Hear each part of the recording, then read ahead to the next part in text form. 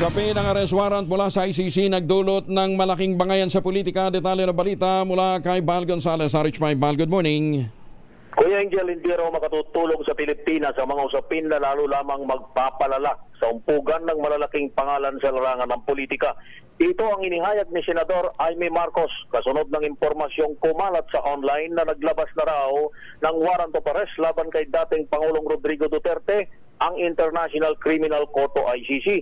Sabi ni Senador Jaime, kawawa lamang ang taong bayan kung dito totoo ng lahat dahil mababalam at hindi masusolusyonan ang tunay na problema ng mga Pilipino gaya ng mahal na bilihin, ang walang patid na pagtaas sa presyo ng gasolina, kakulangan ng sapat na sweldo at trabaho.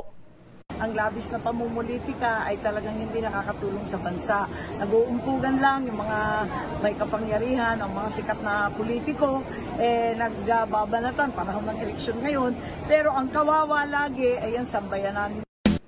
Sa isinagawang dialogo ng senadora sa mga residente ng Barangay Tatalon, Quezon City, natuklasan nito ng ipinamigay na lupa noon ng kanyang ama na si dating Pangulong Ferdinand Edrelin Marcos sa mga mahihirap ay napabayaan ng sumunod na mga administrasyon kaya't wala pang hawak na titulo ang mga benepisyaryo. Pinapa-account nito ang pangalan ng lahat ng legal beneficiaries para mailapit at mabatid ang dahilan sa National Housing Authority.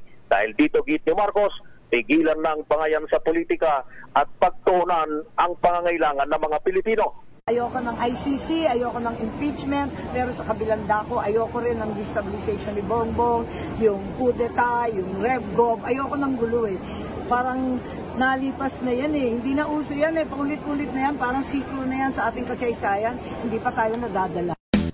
Ako si Val Gonzales, DZRH, una sa Pilipinas, una sa Pilipino.